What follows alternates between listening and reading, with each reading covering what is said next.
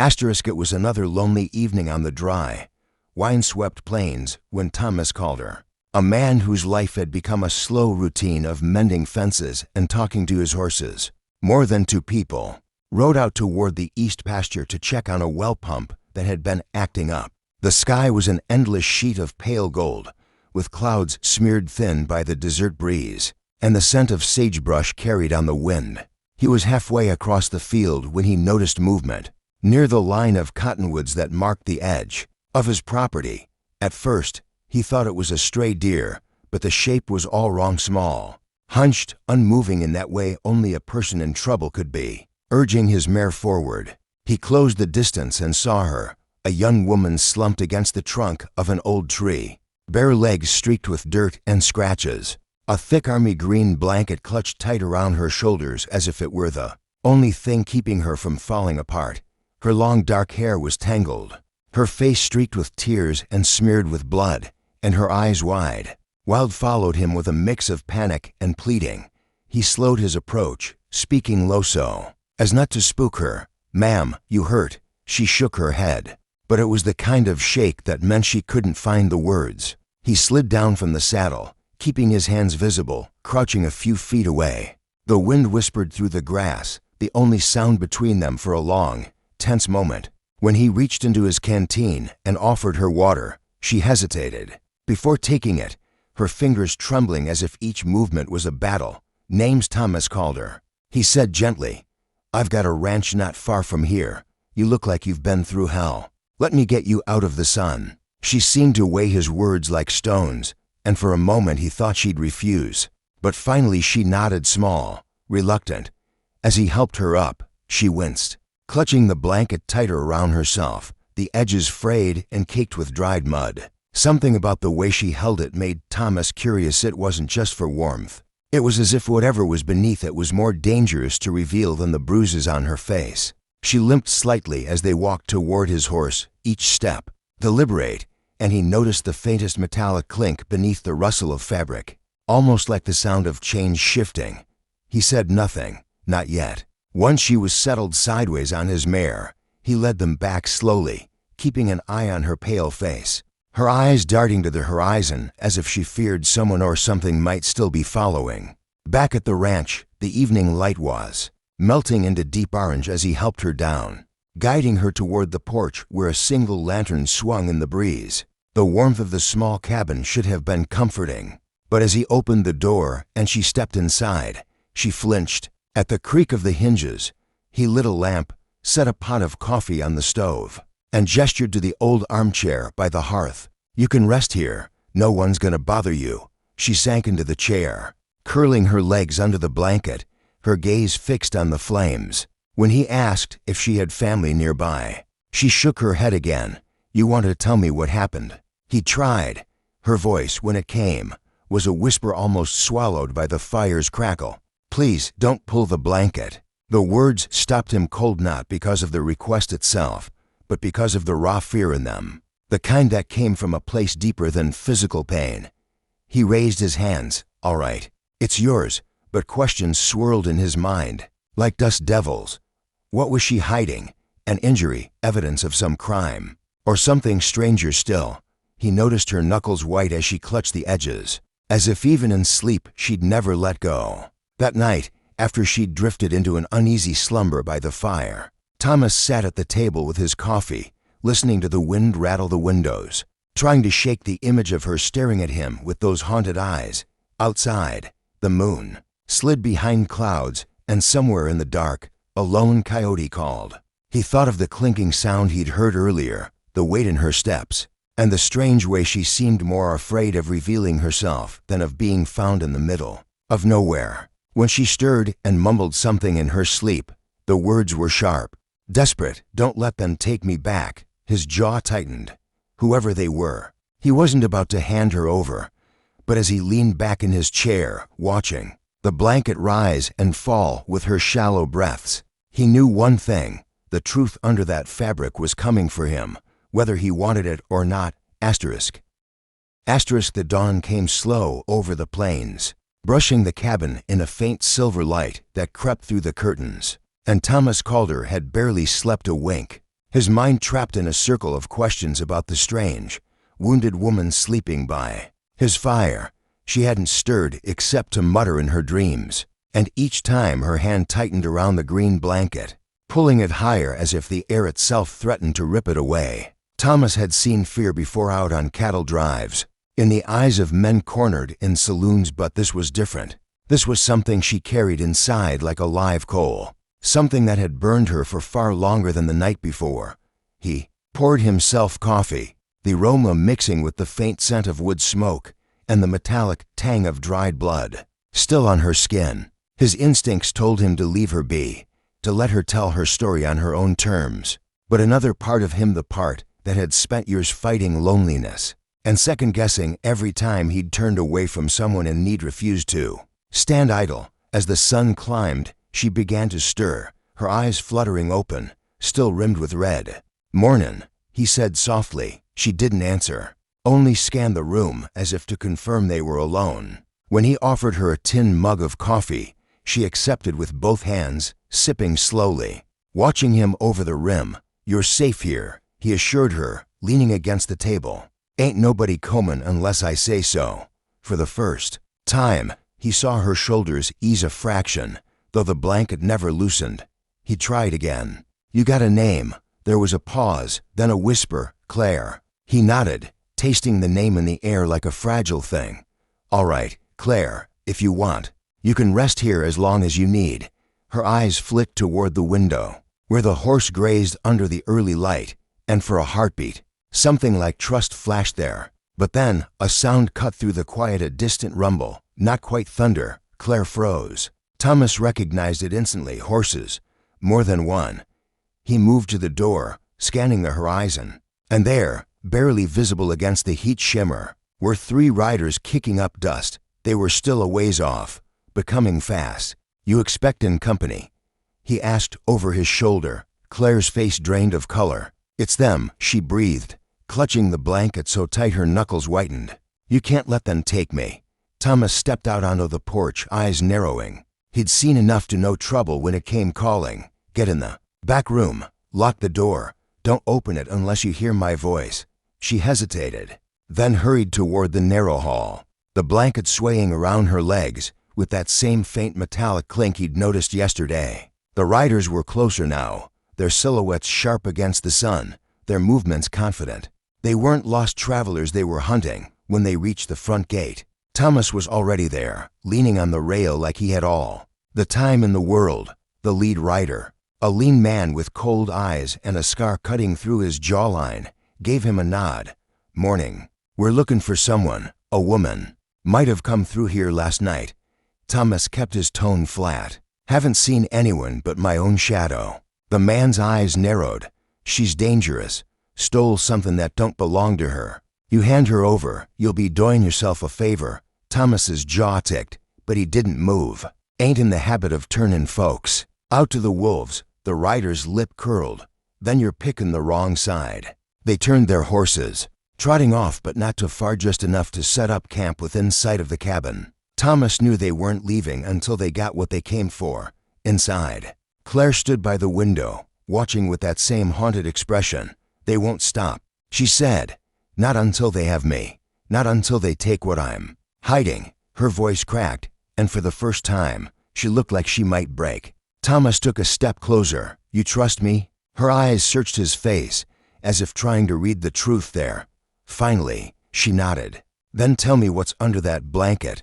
Her breath caught. For a long moment, she didn't move. Then slowly, with trembling fingers, she loosened her grip. The blanket fell open just enough for him to see, and his breath hitched. Strapped against her torso, bound with strips of leather and steel, was a small, hand-carved wooden box no bigger than a loaf of bread, its surface etched with strange, intricate symbols that seemed to shimmer in the firelight. But it wasn't the box itself that stole his breath. It was the faint, rhythmic glow that pulsed from within the cracks in the wood, like the heartbeat of something alive. "What in God's name?" he whispered. Claire's eyes filled with tears. "It's older than the town, older than any of us. They killed to get it, but I ran. And now, if they get it back, they'll kill more. This is why I can't let them have me." She pulled the blanket tight again, as if to smother the glow. Outside, the riders' voices carried on the wind, closer now. Thomas knew he was staring at something far beyond cattle rustlers and petty thieves. "All right," he said finally, his voice hardening. "Then we keep it hidden, and we keep you alive." That day bled into night, and when the riders made their move under the cover of darkness, Thomas was ready. Gunfire cracked under the moon. The smell of powder thickened the air, and through it all, Claire stayed crouched behind the hearth. The blanket wrapped tight, the box's glow casting ghostly light on the walls. By dawn, the riders were gondola limping away. One left in the dust and the prairie was quiet again.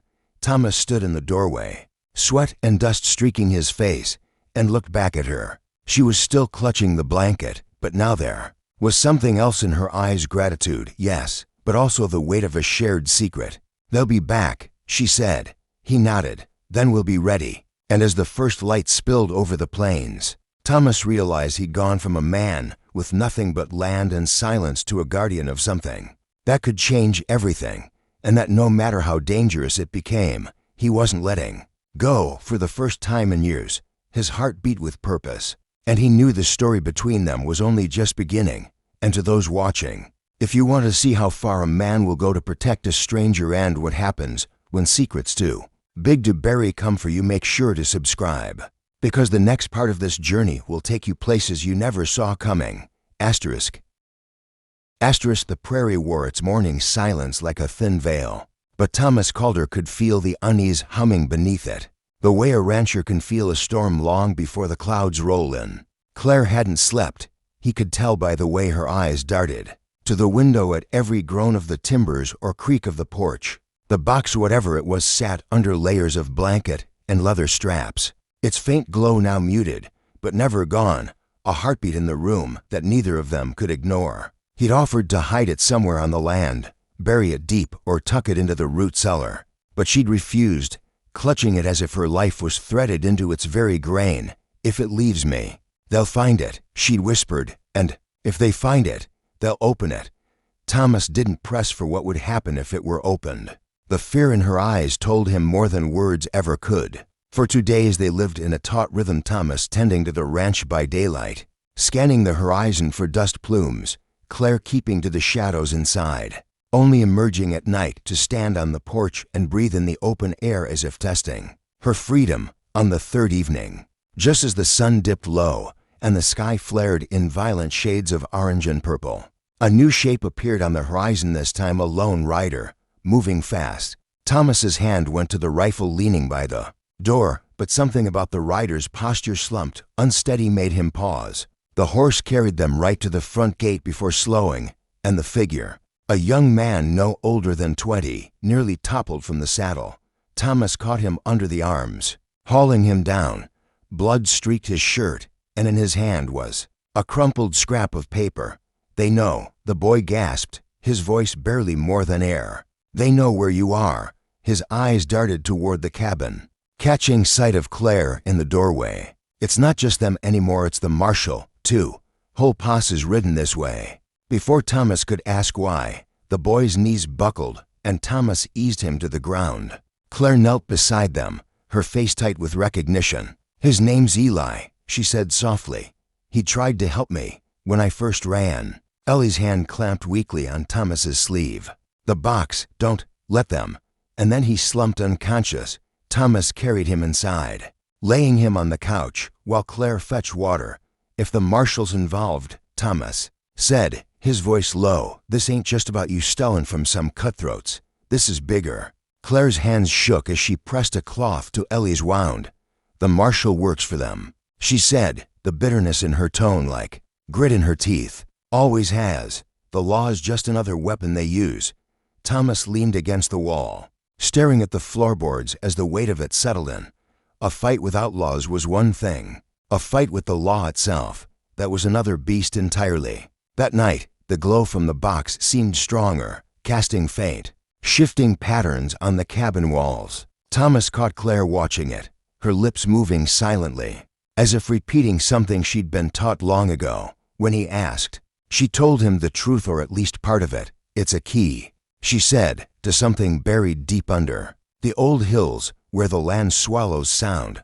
My father died keeping it hidden. They think it's just gold or treasure, but it's more than that. It's power, old power. She wouldn't explain further, and Thomas didn't push. The urgency in her voice was enough. Before dawn, Eli stirred, muttering that they had maybe a day before the posse arrived. Thomas made his decision before the sun cleared the horizon. "We're movin'," he said, saddling his horse and packing what little food they could carry. "If they're comin' for us, we lead 'em away from here. We buy time." The three of them rode hard that day, following narrow cattle trails through gullies and over ridges where the wind howled like it. Carried voices from long ago. At night, they camped in a hollow surrounded by rock, the fire low and the stars sharp overhead. Claire slept with the box cradled to her chest, Ellie's head pillowed on his arm, while Thomas sat watch, his rifle across his knees. Just before dawn, the first sound of pursuit reached him, the distant crack of a branch, the echo of hooves. They were closer than he'd hoped. Thomas roused the others, and they set off again, this time toward the hills Claire had spoken of. The land grew stranger, their twisted rock formations, sudden dips that swallowed the trail, and a silence so deep it seemed to press against the ears. By midday, they reached a narrow canyon, its walls rising like the ribs of some ancient beast. Claire dismounted, moving toward a shadowed cleft in the rock. "This is it," she said. "Where my father hid the rest." She knelt, brushing away dirt and small stones until a slab of rock shifted under her hands, revealing a dark opening, barely wide enough for a person.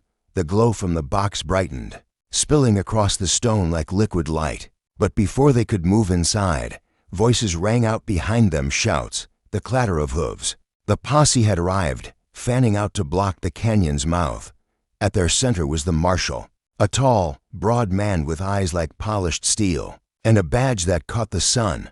"End of the trail," he called, his voice echoing off the rock. "Hand it over, and I'll make sure you live to see tomorrow." Thomas stepped between him and Claire, rifle raised. "Don't reckon I trust your promises." The marshal's smile was thin. "Then you'll die with it." The standoff stretched in the blazing sun, the air thick with the smell of dust and sweat.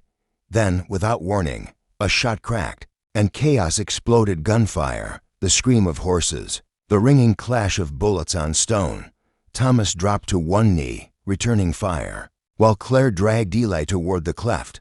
A bullet grazed Thomas's arm, hot pain tearing through muscle, but he held the line, covering them until they vanished into the dark. Then he followed, diving into the narrow tunnel as rock chips sprayed around him. Inside, the air was cool and heavy, the glow from the box casting eerie shadows on the walls. The tunnel twisted and opened into a cavern, its floor littered with stone shapes that might once have been pillars or something older. Claire set the box on a flat slab, her hands moving quickly to release the straps. "If they follow us in here, there's only one way to stop them," she said.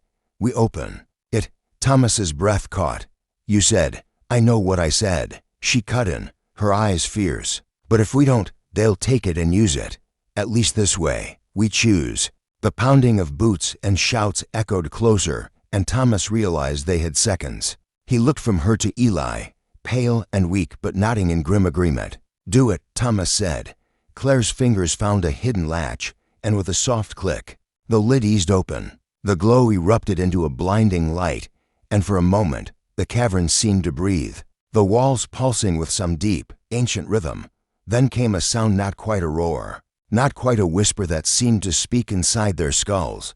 Thomas staggered, the rifle slipping from his hands, as visions flashed before his eyes, the land before men, creatures of light and shadow moving like wind over stone, a power older than time itself. When his vision cleared, the posse was gone, vanished, as if they'd never been there, the echo of their presence erased from the air. Claire closed the box, the glow dimming to its faint heartbeat once more.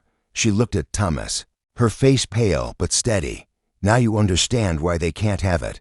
He nodded slowly, his mind still reeling. Outside, the wind had shifted, carrying a clean, cool scent that hadn't been there before.